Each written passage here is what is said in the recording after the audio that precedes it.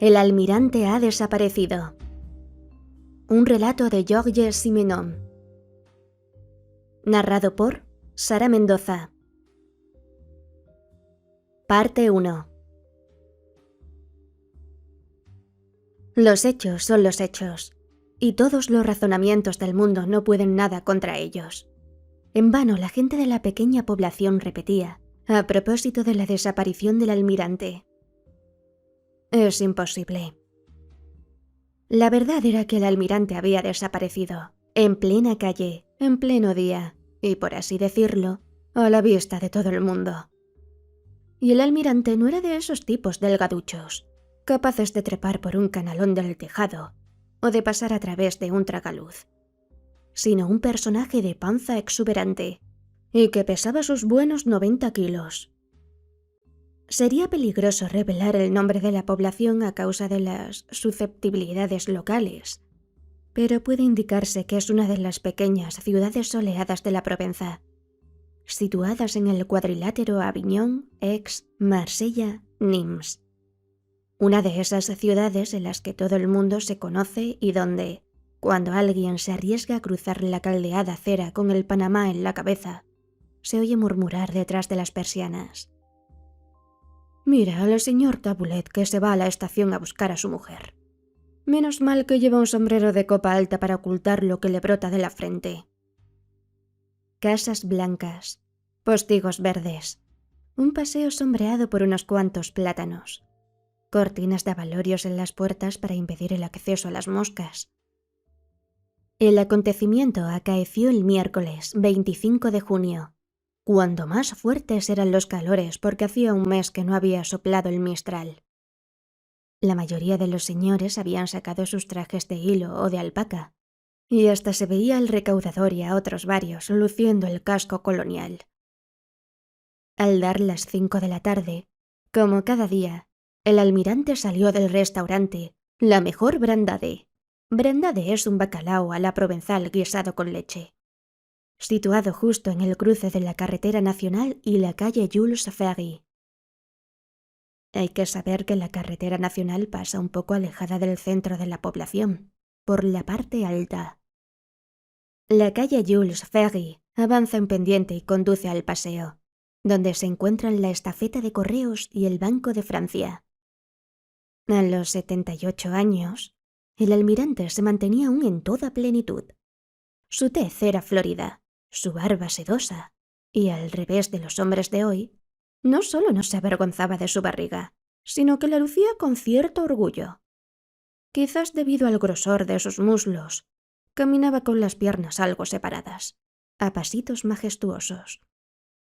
«Mira, ahí va Marius», exclamó un día un parisino que pasaba por su lado en compañía de mujeres bonitas.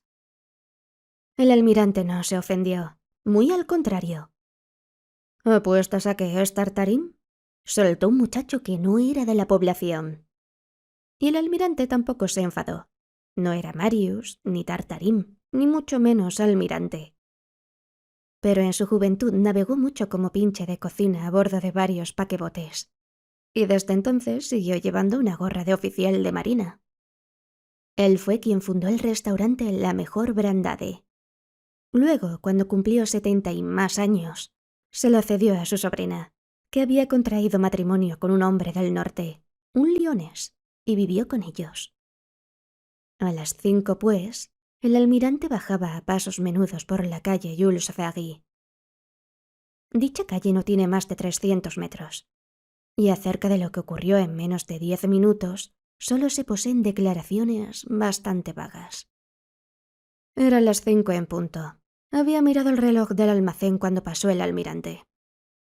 Afirmó el señor Pichon, el sombrerero, cuyo almacén, situado en la calle Jules Ferry, está al lado del restaurante.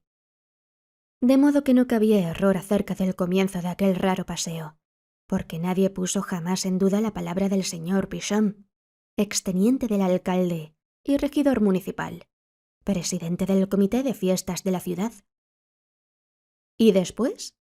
3 casas más allá está el kiosco, regentado por la vieja Tatín. Es al mismo tiempo mercería y establecimiento distribuidor de diarios. Aquel día, hallándose Tatín en plena crisis de reuma, era su hijo Polit quien cuidaba de la tienda. El almirante entró unos minutos después de las 5, como cada día. Cogió el diario y su paquete de cigarrillos y dijo: «Buen tiempo, muchacho». Eso me recuerda a Madagascar. Porque tanto si llovía como si hacía viento o la temperatura era tórrida, ello recordaba siempre al expinche de cocina a algún país lejano. Al final de la calle, exactamente donde empezaba el paseo, la partida de bolos estaba en su apogeo.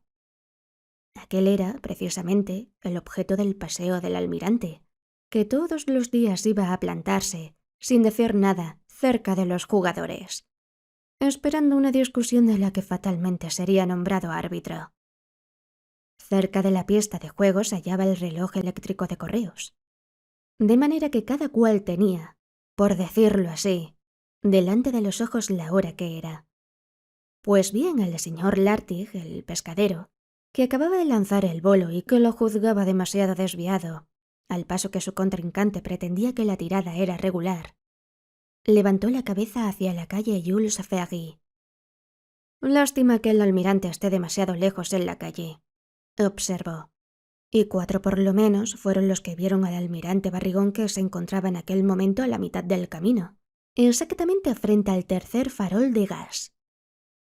Eran las 5:05. La partida continuó. El señor Lartig, que era un regatón como pocos, hizo otra tirada dudosa. Buscó al almirante con la mirada y se sorprendió. «Atiza, ha desaparecido».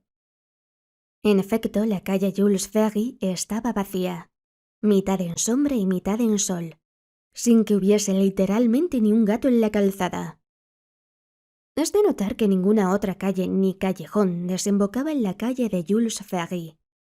El almirante no había llegado al extremo de esta, y tampoco había vuelto atrás. Cuando el doctorcito se apeó frente a la mejor brandade, estaba cubierto de sudor, de polvo, de aceite y de grasa de ruedas, porque había tenido ciertas dificultades con Ferblantim, que no era ya muy joven. De momento, en la sala del restaurante solo vio a una criadita andaluza de ojos negros que, al parecer, lo examinaba con audaz ironía. «¿Se puede obtener una habitación?» «Voy a llamar al señor Juan».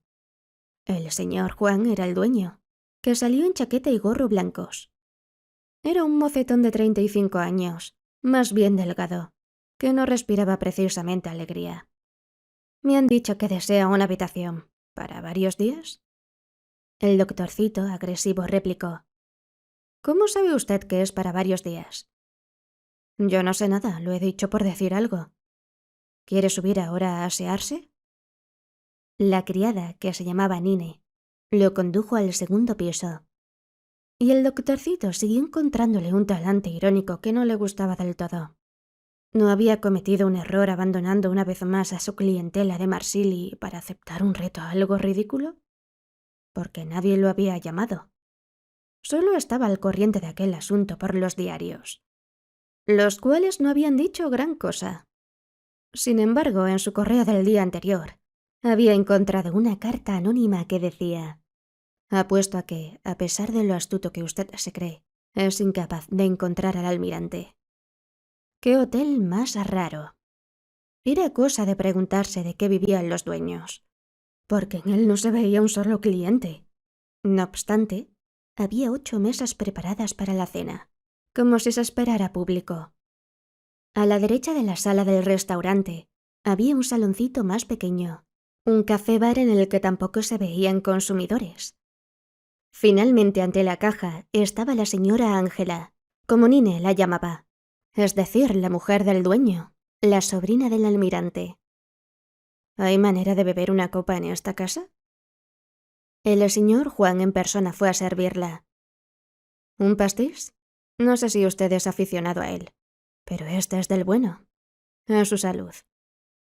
El señor Juan también se había servido un pastis, y autoritariamente trincaba con su desconocido cliente. Pero la opalina bebida no lo puso más alegre.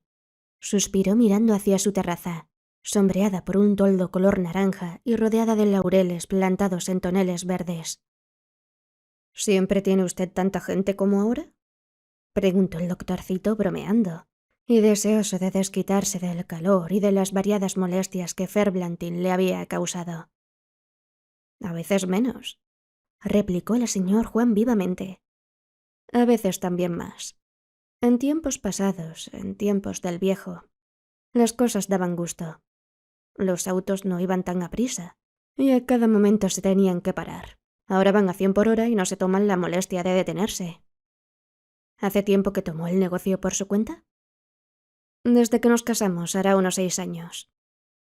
Dolén frunció el entrecejo, interesado por la mirada que su interlocutor acababa de lanzar a su joven esposa, que estaba ante la caja. «Mira por dónde», pensó. «He aquí un caballero que no parece ser muy feliz con su mujer». «En suma», dijo en voz alta, «usted lamenta el haberse instalado aquí». «Lo lamento y no lo lamento. Sin esos disgustos que tenemos desde hace una semana... ¿No lo ha leído en los diarios?» «No. El viejo que vivía con nosotros ha desaparecido. Fui a avisar a la policía. Si no quiere creerme, no me crea, pero lo cierto es que no me tomaron en serio, y apenas aparentaron abrir una investigación. Señor Juan, me declaró el comisario así como suena. Según las estadísticas, cada año desaparecen en Francia 30.000 personas que luego se vuelven a encontrar. Por lo menos 9 de cada 10. ¿Cree usted que si la policía tuviera que ocuparse de esas 30.000 personas que no se encuentran bien en donde tendrían que estar y que se largan sin la menor explicación? ¿Acaso su tío no era feliz aquí? Como perita en tabaque, señor. ¿Por qué dijo eso con aquel acento tan lúgubre? Contrariamente a lo que se podría insinuar, siempre hay vecinos malintencionados. Él fue quien hizo un buen negocio, porque cuando su sobrina se casó conmigo, el señor Fiñol, a quien todo el mundo llamaba el almirante, estaba casi arruinado. Pero eso no lo sabe la gente. Había arriesgado su fortuna en extrañas inversiones que hubieran debido producirle el 30% y que le comieron todas las perras. Este establecimiento estaba hipotecado. Yo redimí la hipoteca y me comprometí a quedarme con el viejo y a mantenerlo mientras viviera. Hasta le daba un poco de dinero para sus cigarrillos y sus partidas de cartas. ¿No posee dinero personal alguno? ¿Cree usted que para un hombre de su edad, que ya no tiene pasiones, 20 francos por semana no son suficientes? ¿Otro vasito de pastis? Es mi ronda, en fin. Ahora ha desaparecido y lo malo es que hay una continuación. ¿Qué continuación? Usted no es de la comarca, ¿verdad? Si no, lo sabría. En menos de una semana nos han asaltado el hotel 2 veces. Y que no se me hable de la banda de marselleses que, según parece, piratea por la región. ¿Cómo podían los marselleses conocer también la casa para entrar, ir y venir? Abrir las puertas y los armarios sin que se les oyera. ¿Se llevaron mucho? Todos los efectos de mi tío. Trajes viejos, maletas usadas y que no valían 4 chavos. Una cartera en la que guardaba su correspondencia y yo qué sé. ¿Y la segunda vez? Eso fue la segunda vez. La primera no se llevaron nada. Se contentaron con registrar la habitación. Entonces creí que la policía iba por fin a tomarse en serio el asunto. Pues no, al contrario. Ya ve usted, me respondieron, que su tío no está muerto, puesto que ha vuelto a buscar sus cosas. Tenga en cuenta que el almirante, con sus 90 kilos, no podía subir las escaleras sin hacer crujir todos los peldaños.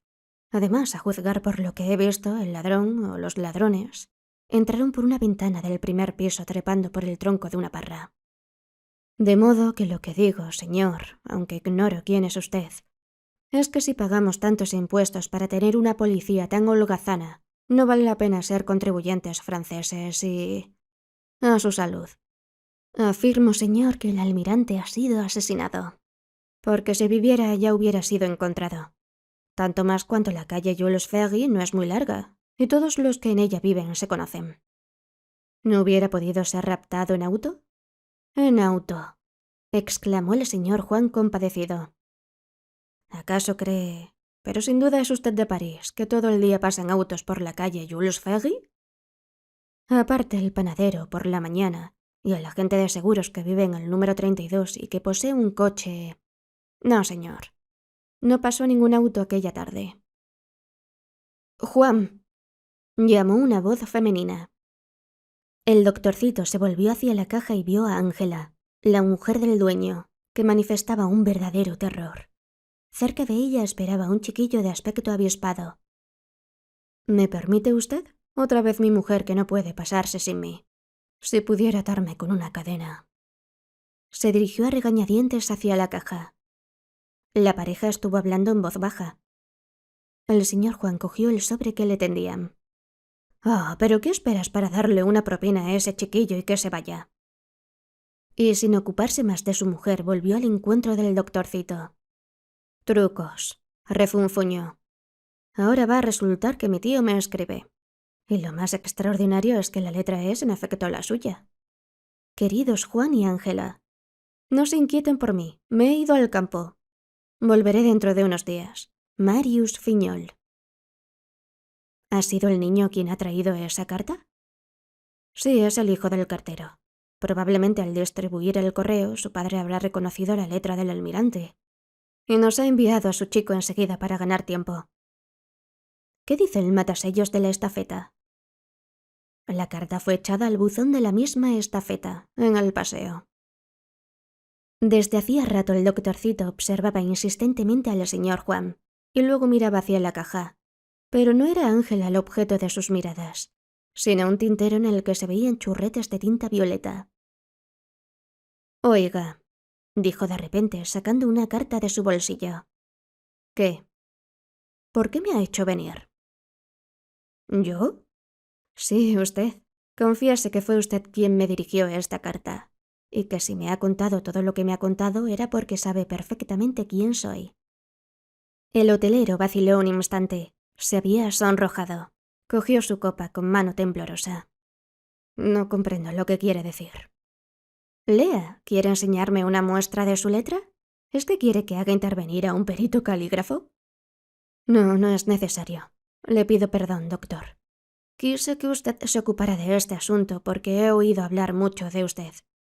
Pensé que si le contaba las cosas como son, usted no aceptaría. Volvió la cabeza y declaró: Me dije también que un hombre célebre como usted me pediría el oro y el moro. Yo no soy rico, entonces... Entonces encontró la manera de obtener gratuitamente mi colaboración. Claro que no le cobraré la habitación ni las comidas, ni siquiera las copas. Podrá beber tanto como quiera. Y si encuentra a mi pobre tío, yo sabré encontrar también 1 o 2 billetes de 1000. Ya, un avaro, evidente. Pero no era solo un avaro, sino también un tipo lo bastante astuto, lo bastante complicado, como para encontrar la estratagema de la carta anónima. Se quedará, ¿verdad? Le presento mis excusas por lo que he hecho. Estaba como loco. ¿Me permite que cambie unas palabras con su mujer? Una nube ensombreció los ojos del señor Juan. Parte 2. Preferiría que me dejara solo con ella, señor Juan. Supongo que usted tendrá trabajo en la cocina. El doctorcito se había acodado en el pupitre de la caja y miraba muy de cerca a Ángela, que, pese a su evidente juventud, no respiraba más alegría que el dueño. La letra de esta carta es efectivamente de su marido, ¿no es así? Sí. La mujer estaba asustada y trataba de comprender. Me hizo venir aquí valiéndose de ese medio para que me ocupara de su tío. ¿Le sorprende eso? Yo no sé. Supongo que ustedes 3 se entendían bien. El doctorcito sabía que era todo lo contrario. Bastaba solo con mirarla. Sí, nos entendíamos. Suspiró la mujer. Salvo cuando se disputaban. Ellos se disputaban a veces. ¿Por qué? En primer lugar porque a mi tío no le gustan los lioneses, y afirma que mi marido era agudo en el hablar. Cosa que en el Midi es malo para la clientela. Pero Juan no tiene la culpa de no poseer nuestro acento. Luego la brandade, en la que mi marido no ponía bastante ajo. Y otros muchos pequeños detalles. Su marido, por su parte, debía reprochar al almirante que le costaba demasiado caro, ¿no es así? Algo hubo de eso. ¿Tuvieron lugar entre ellos escenas violentas? Violentas no, pero sí escenas, sobre todo a causa de la caja. La mujer se volvió para asegurarse de que Juan no la estaba escuchando por la rendija de la puerta de la cocina. Al principio los gritos fueron para mí. Entre semana no viene casi nadie, pero los domingos a veces servimos 20 y hasta 30 cubiertos. Es dinero que entra. ¿Y solía faltar? ¿Cómo lo sabe usted? Faltaba casi todos los domingos. Y siempre era un billete de 100 francos. Primero mi marido, que es terriblemente celoso, creyó que yo cogía ese dinero para dárselo a un amante. Yo que, por así decirlo, nunca salgo de casa, aunque quisiera. Un profundo suspiro. Decididamente el matrimonio no era feliz. Quizás a la joven señora Ángela no le hubiera desagradado consolarse con un buen mozo del país. Una tarde sorprendió a mi tío deslizando la mano en el cajón. Me imagino la escena. Mi pobre tío no se atrevió a responder. Él, a quien todo el mundo respeta en la población, estaba avergonzado como un niño sorprendido en plena travesura y no decía nada. ¿No sabe usted lo que hacía con aquel dinero? Voy a hacerle una pregunta delicada. ¿Era el almirante lo suficientemente tenorio para correar tras las mozas? ¿Me comprende? Oh, no. Hace ya tiempo que se le pasó. Comer, beber, jugar a la manilla y hacer de mirón en las partidas de bolos, sí. Pero por lo demás... ¿Es suya la letra de la carta que acabo de recibir? ¿Está segura de que no es una imitación? No se hubiera podido imitar tan bien. En aquel instante, Nine, la criadilla, puso en marcha el aparato de radio, con el que, sin duda, esperaba atraer clientes. Pero Ángela frunció el entrecejo. El aparato, en efecto, no emitía más que sones cacofónicos y penetrantes silbidos. Nine, ya le tengo dicho que no haga funcionar la radio hasta que la hayan reparado. ¿No ha venido aún el electricista? La criada suspiró contrariada. En aquella casa todos parecían dominados por el aburrimiento. Hoy hace 15 días que el electricista tenía que venir a reparar el aparato. Y no se le ha visto todavía. En cambio se pasa las tardes jugando a los bolos en el paseo. Nine, atienda la terraza. Una pareja que se había apeado de un tándem acababa de sentarse en la terraza. La mujer había sufrido una insolación que daba a la cara el ardiente color de un tomate maduro. 2 limonadas. Diga, señora, ¿desde la desaparición del almirante no ha habido más desfalcos en la caja? No. ¿Tenía su tío amigos en esta calle? Solo el boticario, el señor Befig. Pero hace ya 3 semanas que este señor, a causa de un accidente de auto, está internado en una clínica de Marsella. Así pues, el almirante no tenía razón alguna para entrar en una casa de la calle Jules Ferry, ¿verdad? Salvo en el kiosco. No hacía más que entrar y salir. Sabía que en el paseo lo esperaban. Hacia las 5:30 se celebraba allí todos los días la gran partida, la de los campeones. Y mi tío la arbitraba. Era secretario de la Sociedad Bolichera de los Mozos Alegres. La mujer seguía mirando con inquietud a su alrededor. Su marido, cansado de esperar, salió de la caldeada cocina secándose el sudor del rostro con una servilleta. ¿Le ha comunicado cosas interesantes? ¿Sabe usted qué es lo que más me desconcierta? Pienso en ello desde que volví a mis fogones.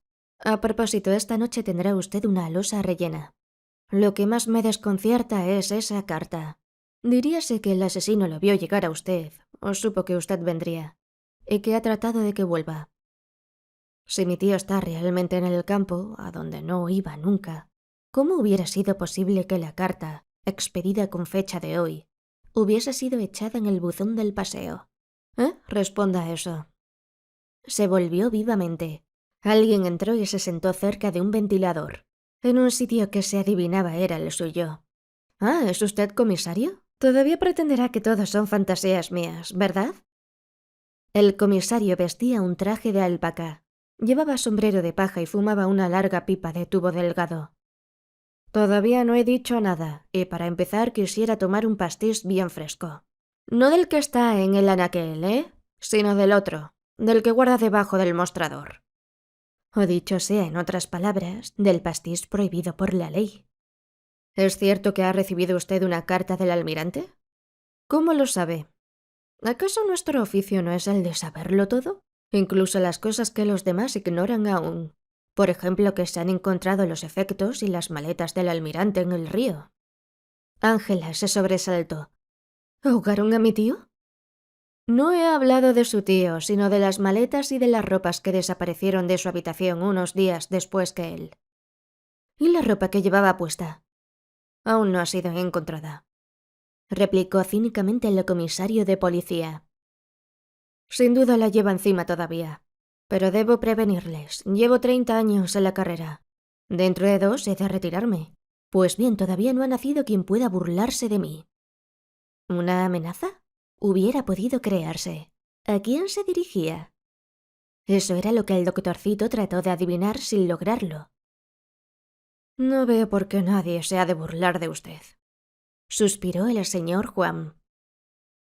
Entonces Dolén prefirió irse a tomar el aire, sobre todo porque el reloj marcaba las 5, hora a la que, una semana antes, el almirante había salido de su casa. El doctorcito avanzó por la acera asoleada. Contempló un instante el enorme clac rojo suspendido en el aire, y que servía de insignia al sombrerero. En la tienda vio a un hombre bajito, con perilla, al cual no podía pasar desapercibido nada de lo que ocurriese en la calle.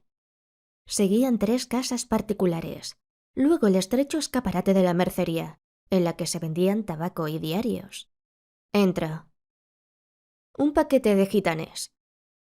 Por contraste con la calle, la tienda era oscura como un sótano. Un joven alargó el brazo y alcanzó un paquete amarillo. En torno suyo, la decoración era la tradicional. Semanarios ilustrados, diarios colgados de alambres, cajas con carretes de algodón para bordar, ovillos de lana, el mostrador enrejado que contenía el tabaco, los sellos, los décimos de la Lotería Nacional, y en un rincón, chupones de azúcar y bombones baratos para los niños. Le sobran 30 céntimos. El joven buscó en el cajón y puso el cambio encima del mostrador. 5 casas más lejos, una placa de cobre. Seguros. Luego al lado, el escudo de un ujier. Al parecer, en aquella calle todo el mundo dormía. Una fachada negra, una vasija verde a la derecha, otra amarilla en la izquierda y una puerta en el centro. La farmacia Befig, especialidad en recetas. Pese al accidente del señor Befig, que seguía en Marsella, la farmacia estaba abierta. De ella salían bocanadas de música que emanaban de un aparato de radio. En el umbral un joven de unos 20 años, con gafas de concha, parecía muy orgulloso de su blusa blanca, que le daba el aspecto de un médico en una clínica. Ningún recodo en la calle, ninguna empalizada, ningún predio baldío. Casas y más casas. La tienda de un zapatero que manejaba su lenza junto al portal, y una droguería en la que también vendían legumbres. Finalmente, a 100 metros del paseo, donde las blancas camisas de los jugadores destacaban sobre la azulada sombra, una construcción un poco más importante, destilería provenzal. 5 minutos más tarde, el doctorcito, fumando un cigarrillo tras otro, parecía seguir con marcada atención la partida de bolos, de la que no entendía nada. El miércoles precedente, el almirante no había llegado hasta allí. La calle Jules Ferry no era larga, y no obstante, él no llegó hasta su extremo. Ningún lugar a propósito para esconderse.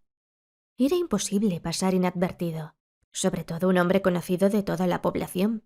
Y a pesar de todo, con sus sectores de luz brillante y su sombra casi violeta, con los claros troncos de los plátanos y el leve estremecimiento de las hojas, el brillo de las camisas y aquella especie de vida ralentizada que el calor impone, la pequeña población, vista desde donde el doctorcito estaba, parecía un decorado de Carmen. Parte 3. La ventana daba al patio. Era un espacio claro y alegre, lleno de macetas que lucían la polícroma alegría de las flores. Desde los primeros resplandores rosados de la aurora, se oía el canto de los pájaros agrupado en las ramas de un tilo que se vislumbraba detrás de la casa. No era por la naturaleza por lo que el doctorcito se interesaba aquella mañana. Otro espectáculo acaparaba su atención. Al saltar de la cama se abrió una ventana situada aproximadamente frente a la suya, dejando ver por una habitación en desorden, una cama deshecha y, sobre todo, dejando ver a Nine, la criadita, entregada a sus abluciones. Aproximadamente en el mismo momento, el señor Juan bajó al patio. Iba desaliñado, con los pies desnudos enfundados en unas chanclas. Echó unos cuantos puñados de grano a las gallinas y a las tórtolas, y permaneció allí con las manos en los bolsillos, en la actitud de quien espera. Ese algo era Nine, que no tardó en bajar. Se la oyó moler café, atizar el fuego, y luego se la vio atravesar vivamente el patio con un jarro en la mano y penetrar en una especie de cochera. Un instante después, el señor Juan, como si no tuviese nada mejor que hacer, se deslizó también silenciosamente en la cochera. El doctorcito sonrió sin abandonar su puesto de observación. Nina salió en primer lugar desgreñada, con el jarro lleno de vino blanco y el semblante más animado que de costumbre. En cuanto al hotelero, se quedó todavía dentro unos minutos y, para justificarse, salió con algunos leños en los brazos. Entretanto, y en la otra habitación, Ángela se vestía, pero el doctorcito la distinguía mal porque la mujer no había abierto la ventana. Pasos en la escalera. Llamaron a la puerta. Entré. Era Nine, que llevaba una bandeja con el desayuno. Creo que no he llamado, protestó Dolem.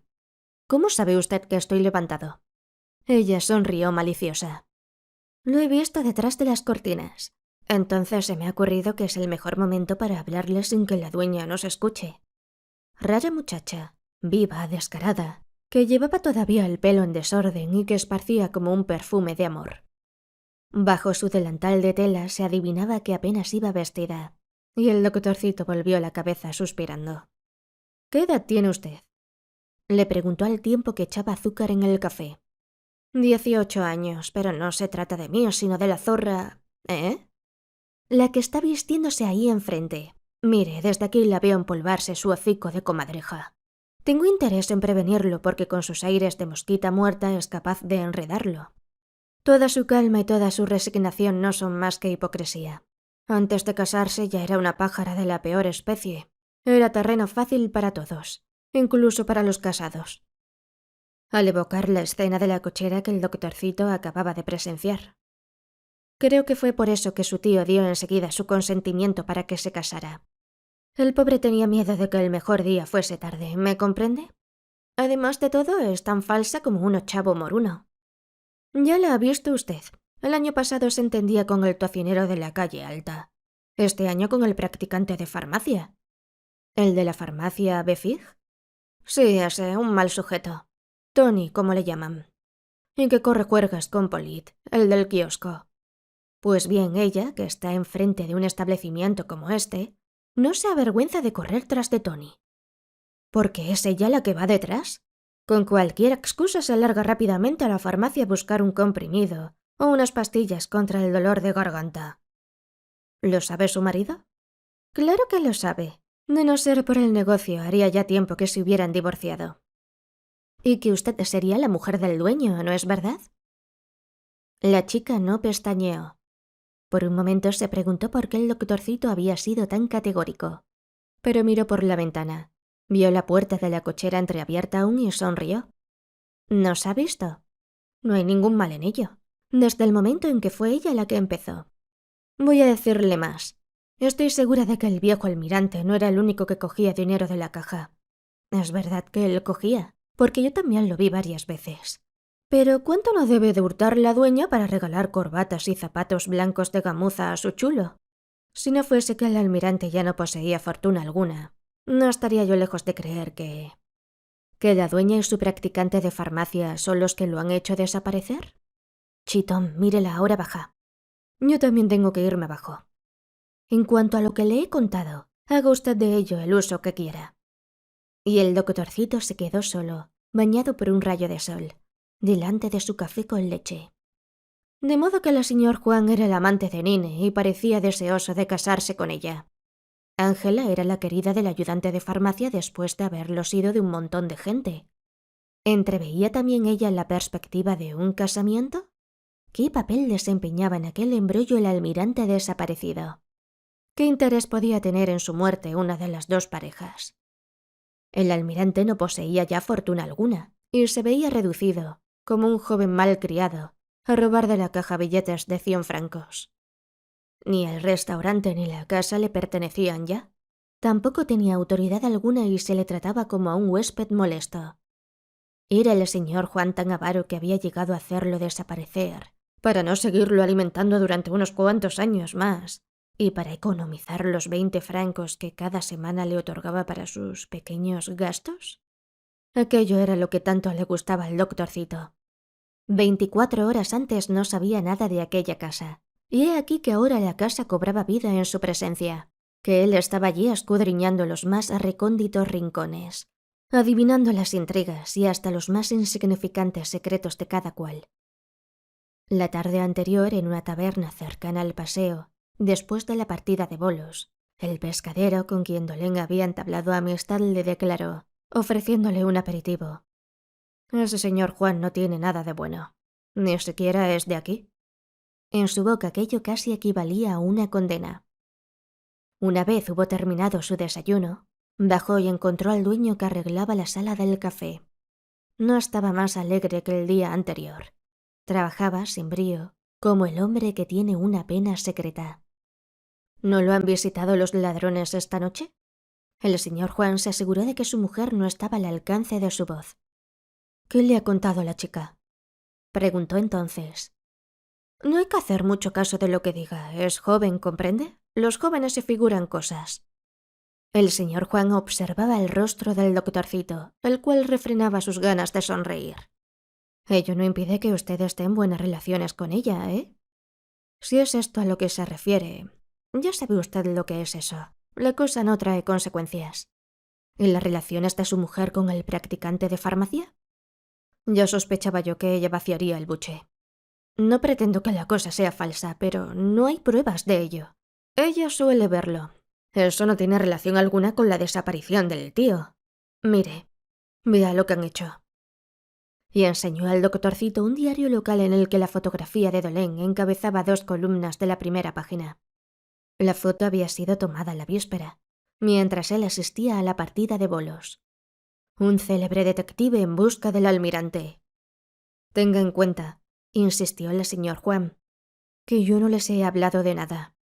Es inaudito cómo aquí todo el mundo se entera de las noticias. Y entre tanto, nuestro pobre tío... Entre nosotros, doctor, ¿qué opina usted?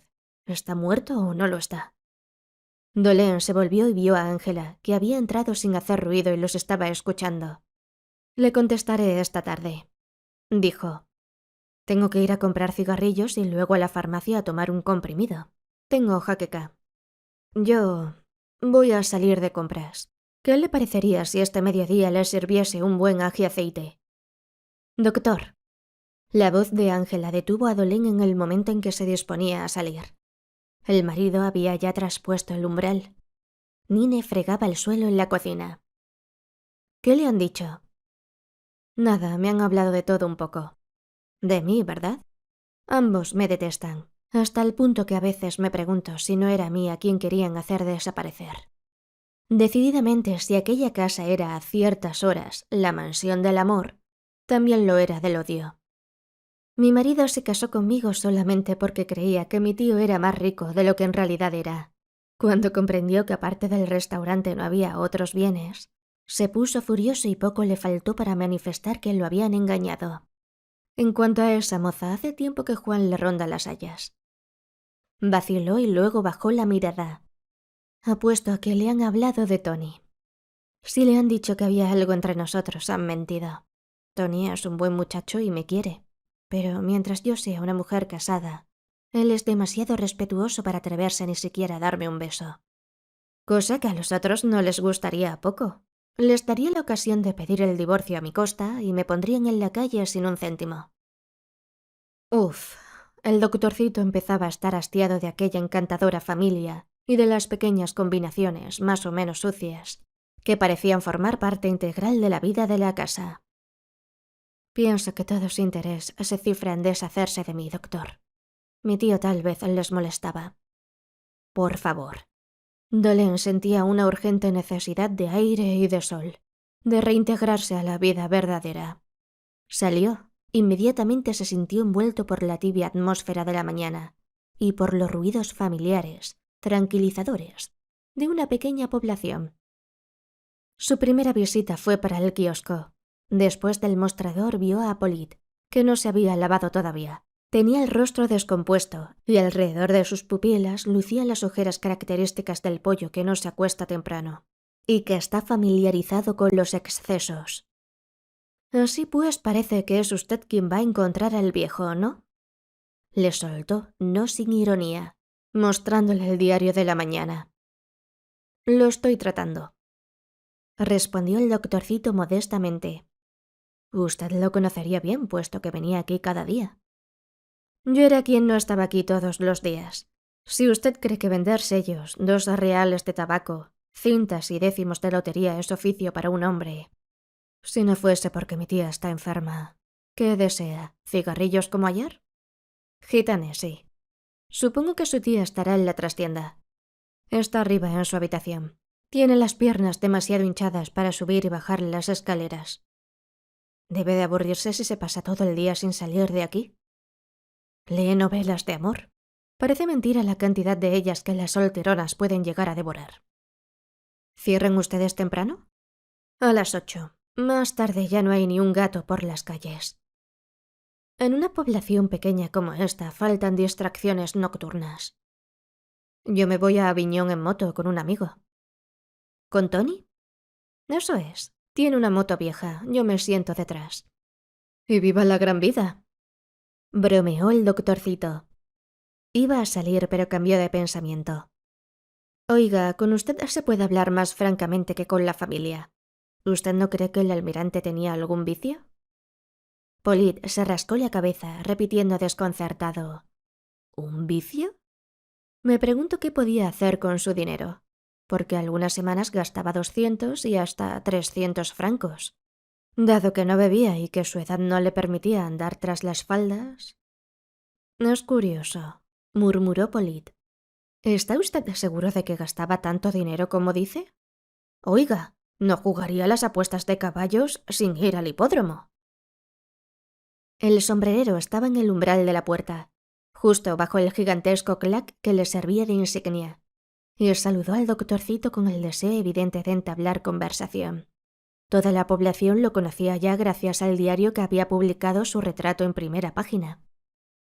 Hermoso día, ¿verdad? No tardará en hacer calor. De modo que parece que va usted a encontrar al bueno del almirante. ¿No quiere ponerse a la sombra un momento? En algunas investigaciones, lo más difícil para el doctorcito era convencer a la gente para que hablara. En esta, en cambio, llegó un momento en que pensó que el trabajo sería hacerlos callar. ¿Cuántas personas más lo pararían en un descenso por la calle Jules Ferry? ¿Un vasito de vino blanco, doctor? Porque usted al parecer es médico, ¿no? Hay algo que yo no hubiera confiado a nadie más que a usted, porque aquí la gente tiene una lengua tan suelta. El almirante y yo éramos buenos amigos. En invierno, cuando hacía mal tiempo, entraba aquí y conversábamos, como usted y yo conversamos ahora. Me guardan rencor porque ya no tengo dinero. Me dijo una vez hablando de quien usted puede suponer. Pero un día u otro muy bien podrían tener una sorpresa. Entonces se le harán carantoñas al anciano tío en vez de mirar lo que se sirve en su plato o lo que se vierte en su copa. Eso es lo que me dijo, doctor. Yo pensé que tal vez esperaba una herencia, o que tenía intereses en las colonias, de las que siempre hablaba. En aquel instante el doctorcito vio a Polit, que pasaba todavía despeinado y con su descuidada indumentaria de mañana. Se asomó para ver a dónde iba y vio que el joven entraba precipitadamente en la farmacia. Dolén siguió escuchando las confidencias del sombrerero y luego reprendió la marcha calle abajo, cruzándose con Polit, que volvía a su casa y que lo saludó familiarmente. El doctorcito entró a su vez en la oficina del señor Befig. El practicante parecía estar esperándolo. ¿Qué piensa usted de todo eso, doctor? ¿No es verdad que es una desgracia que en una pequeña población como la nuestra no se pueda vivir tranquilo? Como Polit tenía la tez de papel mascado, cosa que no era de extrañar si ambos tenían la costumbre de pasar una parte de la noche en Aviñón. ¿Vive usted en la casa? Preguntó el doctorcito. No, por la noche cierro y en ausencia del señor Befig, a quien la señora Befig ha ido a buscar a Marsella, la casa permanece vacía. Tengo una habitación un poco más abajo, en casa del zapatero que usted debe de haber visto al pasar. ¿Entraba a menudo en la farmacia el almirante? ¿Tenía la costumbre de tomar medicamentos? Jamás. Se burlaba, y usted perdone, de los médicos y de los vendedores de purgas, como él decía. Y en la ausencia del señor Befig yo nunca lo vi franquear esta puerta. No valía la pena disimular ni andarse con rodeos. Dolén entró en la casa del zapatero. Sé lo que va a preguntarme. Mi amigo el comisario me hizo ya la misma pregunta. No recuerdo haber visto pasar al almirante el pasado miércoles. La mayoría de las veces yo levantaba la cabeza cuando él pasaba por la acera, porque sabía que era su hora. Sin embargo, en otras ocasiones estoy demasiado ocupado. ¿La habitación de Tony está en la planta baja? ¿Tiene una salida particular? Véala usted mismo, solo tiene que cruzar la cocina. Es la pieza de la izquierda. Para entrar y salir hay que pasar por la tienda. La habitación estaba vacía y en desorden. La mujer del zapatero estaba ocupada en remover los colchones de la cama, en medio de una nube de polvo. Era necesario volver a la única verdad absoluta. El miércoles 25 de junio, a las 5, el almirante había salido de la mejor Brandade y había emprendido, como cada día, su paseo por la calle Jules Ferry. El sombrerero le había visto pasar. El almirante había entrado en el kiosco y Polit le había despachado. Después, el farmacéutico también había visto pasar al antiguo pinche de cocina. Desde el extremo de la calle, los jugadores de bolos lo habían vislumbrado a la altura de la farmacia. Y eso era todo. Ahora bien, el almirante, que no parecía tener necesidades, solía meter mano en la caja. Mientras cruzaba el paseo con las manos en los bolsillos y soportando con aire de superioridad la curiosidad de todo el mundo, el doctorcito tuvo algunas sospechas de que se preparaba una segunda desaparición. Parte 4. No, señor. Suspiró con fastidio el dueño del bar que recogía las apuestas para los caballos. Su almirante no era demasiado desabrido para apostar en las carreras de caballos, sino que ni siquiera ponía los pies aquí, dado que pertenecía a la parte alta de la ciudad. La 1. El doctorcito estaba ahora sentado en el comedor donde, en la parte, no había más que 4 consumidores. Una pareja con 2 niños. Ponte bien, no comas con los dedos. Te prohíbo que cojas la carne de tu hermanito. La letanía habitual. Calor. Un ajiaceite que no estaba mal y un clarete que se subía a la cabeza. De vez en cuando el señor Juan, cubierta la cabeza con el gorro blanco, se asomaba por la puerta de la cocina. Nine, vestida de negro y con delantal blanco, se contoneaba al andar, recordándole al doctor la escena de la mañana. En cuanto a Ángela, ante la caja, tenía los ojos irritados, como si hubiese llorado. ¿En qué momento exacto ocurrió el hecho? A decir verdad, Dolén no la vio levantarse ni salir de la sala, porque miraba más a Nine y... En toda población del mediodía de Francia que se respete, las persianas que dan a las ardientes calles están cerradas, la hora en la que el suelo parece despedir vapor. ¿Tomará usted un café, doctor? Claro que sí, naturalmente. Incluso estaba bastante decidido a hacer la siesta, como todo el mundo. No esperaba que en el momento en que saboreaba su café, vería surgir al señor Juan preguntando a la sirvienta: ¿Dónde está la señora? Y mucho menos esperaba el zafarrancho consiguiente. En efecto, Ángela había desaparecido. En vano se registraron todas las piezas de la casa. En vano se buscó por las calles vecinas. No solamente había desaparecido, sino que además no se había llevado nada, ni su sombrero ni su bolso de mano. El sombrerero dormitaba bajo la higuera de su pequeño patio. El kiosco estaba cerrado. Polit contestó por la ventana del primer piso. Los postigos de la farmacia no estaban cerrados, pero un rótulo de cartón colgado de la puerta, cuya empuñadura había sido retirada, Indicaba que el despacho no se abriría hasta las 2:30. A través del cristal se veía a Tony, que, sentado en la rebotica, comía apaciblemente leyendo un diario. Al ver gente ante el establecimiento, se levantó sorprendido. Cruzó la farmacia y entreabrió la puerta.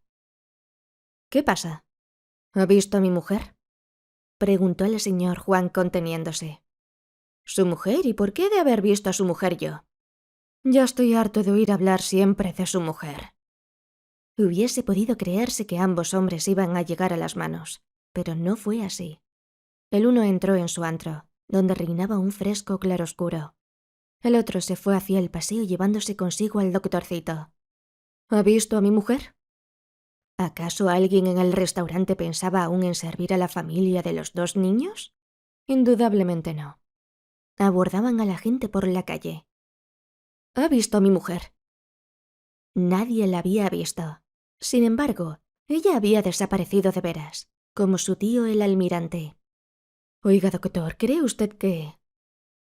El señor Juan se volvió, sorprendido de no ver a nadie a su lado. El doctorcito estaba parado ante un viejo cartel colocado en el escaparate de un kiosco de la calle de los Osos. «Creo que...», empezó Dolén con la frente fruncida. Y animado de una rara excitación añadió súbitamente: «Creo que debemos actuar aprisa, Pardiez. Su mujer... Guíeme rápidamente hacia la comisaría». Se agitaba como un muñeco. No andaba, corría. A veces pronunciaba frases a medias, en voz baja. «Si llegaron a encontrarle... ¿Falta mucho aún?». «La primera calle a la izquierda. Me pregunto...». Afortunadamente el comisario vive en el piso de arriba. Estará haciendo la siesta, pero lo despertaremos. Y ocurrió tal como el señor Juan había previsto.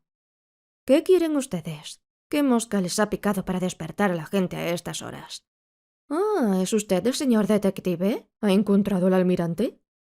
«Sí». ¿Cómo?». «Es decir, creo que vamos a encontrarlo, pero tenemos que darnos prisa, porque dudo de que viva todavía. Venga con varios agentes, 3, 4 o 5, todos los que pueda. No dispongo más que de 4 y uno de ellos no está de servicio». «No importa, vamos». Dolén se puso al frente de la pequeña tropa, en dirección al restaurante La Mejor Brandade. El cartel oficial ante el que se había quedado suspenso anunciaba: «Lotería Nacional. Serie del Yachting. Hoy 25 de junio. Sorteo a las 3». El sorteo se celebraba en Dieppe.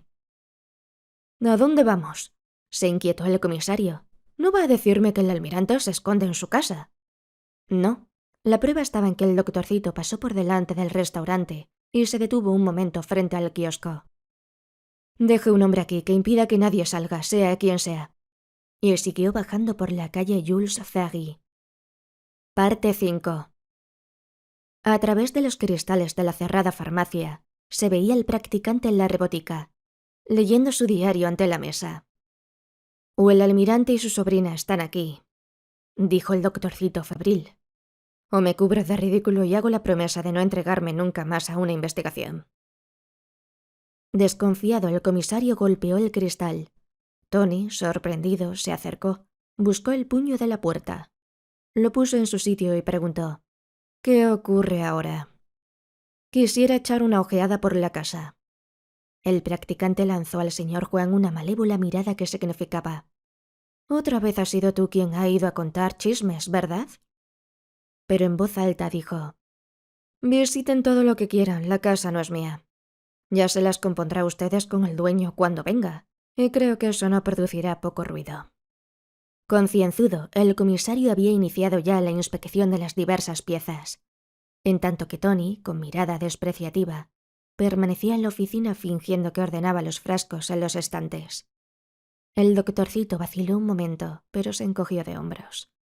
Él era descifrador de enigmas, como le gustaba repetir, pero no detective ni mucho menos policía.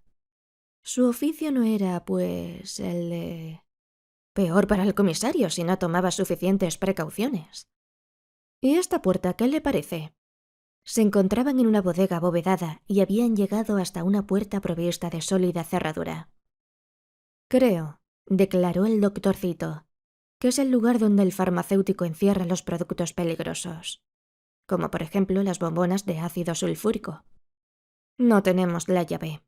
Cabo, vaya a preguntar al practicante si tiene la llave de esta pieza. El doctorcito había previsto lo que sucedería. El practicante de la farmacia se había alargado silenciosamente. Por lo menos había llegado hasta la casa del zapatero, porque enseguida puso en marcha la más ruidosa de las motos y se lanzó por la carretera nacional. «Traiga un cerrajero, cabo. Al hombre ya lo alcanzaremos. Pero me parece que ahí dentro se mueve algo». Algo se movía en efecto, puesto que unos minutos más tarde, una vez forzada la cerradura, se vieron dos seres humanos. El almirante atado de pies y manos y amordazado, pero con los ojos muy vivos, y Ángela, que parecía estar desmayada. «¿Cree usted que está muerta?» «Llévela al patio». No estaba atada ni amordazada, pero un olor característico delató al doctorcito que había sido cloroformizada. «¿Usted entiende esto, doctor?» «Sí», respondió Dolén simplemente. «¿No irá usted a decirme que sabía lo que encontraríamos aquí?» «Sí». «De modo que quiere hacernos creer que en 24 horas, solo con beber pastís con unos y otros, usted ha...» «Claro que sí, comisario. Podía equivocarme, ya se lo dije. No obstante, había tantas probabilidades de que mi razonamiento fuese bueno. ¿Sabe usted qué fue lo que me preocupó? El hecho de que el receptor de radio de la mejor Brandade estuviera estropeado. Triunfar es siempre un placer, pero ese placer hubiera sido mucho mayor si Dolén hubiese tenido a su lado personas capaces de apreciar. Gente como el comisario Lucas, por ejemplo. Se hallaban todos reunidos en la sala de café de la mejor Brandade, y el almirante, para reponerse, había bebido tantas copas que estaba soñoliento. En cuanto a Ángela, que había vuelto en sí hacía mucho rato, estaba pálida y evitaba mirar a la gente a la cara. Polide estaba allí también. La gente se le había echado encima en el momento en que el sobrino de la quiosquera, al oír la moto de su camarada, trató de salir a la calle y de derribar al representante de la autoridad. En cuanto a Nine, se mantenía en la última fila dirigiendo miradas suplicantes al doctorcito. «Averigüen», decía éste, «lo que un hombre de cierta edad que ya no tiene pasiones puede procurarse con 100 francos. No juega, no bebe, ya no se interesa por el llamado bello sexo. No obstante, siente la periódica necesidad de coger de la caja billetes de 100 francos. Tengan en cuenta que ese hombre se arruinó arriesgando su dinero en empresas audaces. Tengan también en cuenta que le dice a su amigo, el sombrerero, que un día u otro podrá ser rico otra vez. La respuesta es sencilla. El almirante, sabiendo que nunca hará fortuna de otro modo, compra regularmente, a escondidas de su sobrina y del marido de ésta, participaciones de la Lotería Nacional. Las compraba en el kiosco vecino al mismo tiempo que sus cigarrillos, y las escondía Dios sabe dónde. ¿Por qué Nine empezaba a dirigirle signos imperiosos? ¿Qué significaban aquellos signos? El doctorcito prosiguió. Pero aquel miércoles, día del sorteo, la radio no funcionó en el restaurante. Además, desde hacía algunas semanas, no era la vieja mercera la que despachaba en su kiosco, sino el mal sujeto de su sobrino, que jamás hizo nada bueno. Él fue quien vendió el billete al almirante. En su casa la radio funcionaba. A las 5 sabía que el almirante había ganado un premio importante. ¿De cuánto, Polit? 1 millón. Gruñó este de mala gana, mirando a las esposas que rodeaban sus muñecas. 1 millón. La idea de apoderarse de ese millón.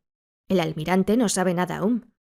Entra como de costumbre. Sin duda, sabiendo que en la casa tienen radio, pregunta: ¿he ganado algo? Era imposible actuar en aquella tienda tan pequeña. Demasiado próxima al restaurante. Por otra parte, hay que tener en cuenta que la mercera, desde el primer piso, podría oírlo todo. No lo sé, responde Polit. No he podido escuchar el reportaje de la radio, pero mi amigo Tony, el practicante de la farmacia, está escuchándolo. Si quiere ir a preguntárselo de mi parte... Los dos jóvenes, que pasan juntos la mayoría de las noches en los lugares malfamados de Aviñón y de Marsella, se han puesto de acuerdo. El almirante entra. Por aquí tengo la lista en la repotica. En el momento en el que el almirante se agacha para leer el papel, le aplican el cloroformo. Los dos libertinos esperan que llevará el billete encima. En ese caso, la solución es sencilla. Lo matarán. Lo harán desaparecer definitivamente, irán a cobrar el millón a París y pasarán la frontera con dinero suficiente para darse la gran vida durante cierto tiempo. Pero el billete no está en los bolsillos del anciano. Lo encierran en la bodega, lo interrogan, lo aterrorizan. Él se niega a revelar su secreto. He aquí la razón de los 2 robos. Encontrar un pedazo de papel que vale 1 millón. En aquel momento el almirante levanta la cabeza y miró a su sobrino con expresión retadora. Nine, por su parte, dirigió nuevos signos al doctorcito, pero este no hizo caso y prosiguió. Vean pues, señoras y caballeros, la lucha que se desarrolló durante una semana en una bodega. Por una parte, un anciano decidido a callarse. Probablemente comprendió que, una vez en posesión del billete, los otros no tendrían más remedio que matarlo. Luego se asustaron. Son libertinos, es cierto, pero no pasan de aficionados. Y los aficionados siempre pecan por torpeza. Para poner fin a las investigaciones, creyeron que sería inteligente arrancar a su prisionero una carta anunciando que estaba en el campo. Quisieron también desembarazarse de las maletas robadas y de los trajes que se llevaron de la habitación. ¿Cómo? Arrojándolos al río, que los devolvió enseguida. Pilluelos sin envergadura. Y seguían sin tener el billete. El doctorcito sintió sobre sí el peso de las miradas de Ángela y del señor Juan. Una mujer, como consecuencia de las conversaciones que tuvimos los dos, lo adivinó todo. Llegó a adivinarlo antes que yo mismo, y se precipitó a la farmacia. Quiso impedir un asesinato, obligar a Polida a que soltara a su tío, porque esa mujer es la señora Ángela. Podría añadir que... No, Dolen prefirió callarse. Era inútil explicar que la gente no es nunca ni tan buena ni tan mala como se la cree. Ángela era, quizá, capaz de tener un amante, pero no lo era de dejar matar a su tío por ese hombre. Tony, por su parte, era capaz de cortejarla, pero incapaz de renunciar a la fortuna por sus bellos ojos. La cloroformizó para ganar tiempo, afirmó el doctorcito abreviando audazmente. Y el billete, el famoso billete que valía 1 millón, seguía sin poder ser encontrado. Sin duda, ese par de malvados iba a tener que matar a 2 personas sin provecho alguno. He ahí, señores, el estado del problema de las 2 de la tarde, cuando me he detenido frente a un cartel que anunciaba el último sorteo de la Lotería Nacional. Un tendero poco cuidadoso lo había dejado en su escaparate, y gracias a esa negligencia... Todo el mundo se volvió hacia el almirante, que exhalaba sordos gruñidos y acabó por articular. Lo más terrible es que no pueda acordarme. 1 millón. Y pensar que 1 millón se perderá si... Y se cogía la cabeza con ambas manos. Yo solía esconder los billetes debajo del armario. Esta vez... ¿Qué puede haber ocurrido esta vez? Nine reclamaba desesperadamente la atención del doctorcito, el cual acabó por volverse hacia ella. Su actitud era idéntica a la de una niña que en la escuela levanta un dedo para pedir permiso. ¿Puedo subir un instante a mi habitación?, preguntó. A condición de que yo vaya con usted. Venga, si quiere. Subieron la escalera en silencio. La cama estaba por hacer. Metió la mano por debajo del mismo y sacó un libro. Creo que está aquí dentro, declaró. Vi algo parecido a un billete de la Lotería Nacional, pero no le presté atención. La chica se le acercaba, coqueteaba. He de confesarle una cosa. El almirante traía siempre libros... ¿Cómo diré? Libros muy ligeros. Y yo me los llevaba a veces a mi cama para leer por la noche. Cuando usted ha hablado de un billete de lotería, me he acordado del último libro que cogí. Tenga, aquí está. Sin duda el almirante lo colocó como registro y se olvidó. Era verdad. El millón estaba allí, en forma de un pedazo de papel vulgar mal impreso. Al practicante de farmacia lo detuvo la gendarmería de Carcasona. Y lo más curioso fue que si no hubiese contravenido las leyes de circulación por exceso de velocidad con su moto, hubiera pasado inadvertido. El almirante cobró el millón. Y el doctorcito fue muy mal visto en aquella casa donde en el momento del drama todos se habían apresurado a hacerle confidencias. El señor Juan se mostró súbitamente como un marido y un yerno modelo. Su mujer le sonreía y sonreía más aún a su tío. Nine ya no era sino una criadita que hacía su trabajo conscientemente y si aún se encontraba con el dueño en la cochera, lo hacía con mayor recato. ¿Quién robaría ahora billetes de la caja? Hasta la mercera volvió a ocupar su sitio tras el mostrador, a pesar de sus hinchadas piernas. Se celebró un gran banquete en la mejor Brandade para homenajear al nuevo millonario. Los jugadores de bolos tomaron parte en él, con el sombrerero y todo el barrio alto. Pero nadie insistió en retener al doctorcito, que se alejó melancólicamente, conduciendo su vieja Ferblantin. Apenas si se le dieron las gracias y aún de mala gana.